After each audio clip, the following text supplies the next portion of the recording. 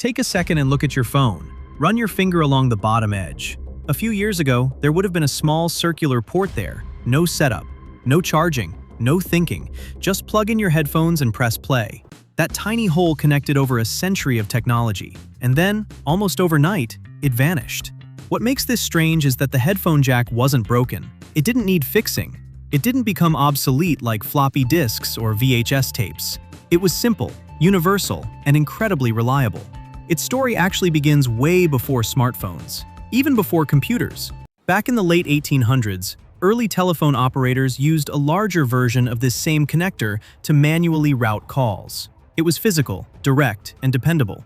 By the 1950s, engineers shrunk it down into the 3.5mm size we recognize today. That version slipped into transistor radios, making music portable for the first time. And from there, it became untouchable. Cassette players used it, CD players used it, MP3 players used it, laptops, speakers, gaming consoles, everything used it. And the reason was simple. It worked with everything. You could buy the cheapest earphones you could find, plug them into the most expensive device you owned, and they would just work. No compatibility issues, no software updates, no batteries. That kind of universality is rare in technology. And then came 2016, iPhone 7. Apple stood on stage and announced something unexpected. The headphone jack was gone. They described the decision with one word: courage. According to Apple, removing the jack allowed for better engineering. Phones could become thinner, batteries could get bigger, cameras could improve, water resistance would be easier to achieve. And to be fair, none of that was false. Inside a smartphone, space is incredibly valuable. Every millimeter matters. Removing a hollow metal port does give engineers more flexibility. But here's where things get interesting. At the exact same time Apple claimed there wasn't enough room, other companies were releasing phones just as thin, just as powerful, and just as water-resistant, while still keeping the headphone jack. So clearly, it wasn't impossible. Which raises a bigger question. If the jack could stay, why was it removed? The answer showed up the very same day: AirPods wireless earbuds. This is where the story shifts from engineering to strategy. Because removing the headphone jack didn't just change how we listen to music, it changed what we had to buy. For decades, headphones were a one-time purchase. You bought a pair, and they worked across everything you owned. But wireless earbuds are different. They need batteries, they need charging cases, they need replacing. And more importantly, they're not universal in the same way. Tech companies realized something powerful. If you remove the free, universal option, you can guide people toward a paid alternative. At first, the industry pushed back. Google highlighted the headphone jack in their ads. Samsung openly mocked Apple users for needing dongles just to listen to music. But then something happened. They saw how successful it was. They saw how many people were buying wireless earbuds.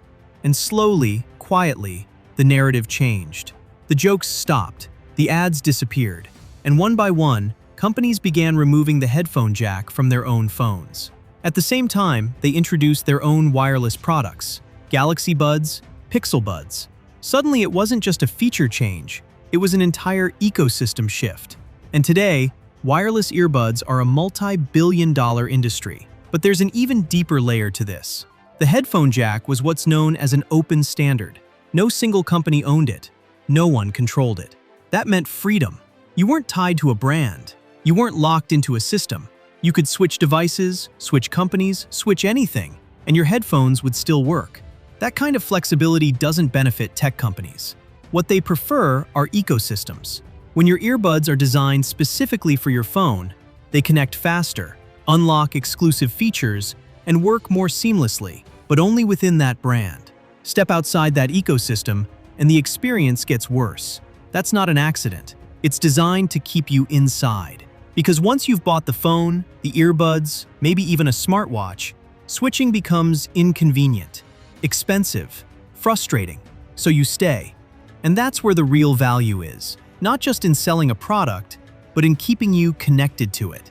In the end, removing the headphone jack wasn't just about saving space. It reshaped how we interact with everyday technology. Today, wireless audio feels normal, even convenient. No tangled wires, no physical limits. But there's a trade-off we don't always notice. We replaced something that never needed power with something that constantly needs charging. We replaced something universal with something brand-dependent. We replaced something that lasted decades with something designed to be upgraded every few years. And most importantly, we didn't lose the headphone jack because it stopped working. We lost it because it worked too well. It was simple. It was open. It didn't generate ongoing profit. And in a world driven by ecosystems and recurring revenue, that made it expendable. If you look closely, this isn't just a story about a missing port. It's a story about how small design decisions can quietly reshape entire industries, and how the things we think are progress are sometimes just strategy. And once you start noticing it here, you start seeing it everywhere. This is Ordinary Things Deep History. Subscribe if you want to understand the hidden stories behind the world around you.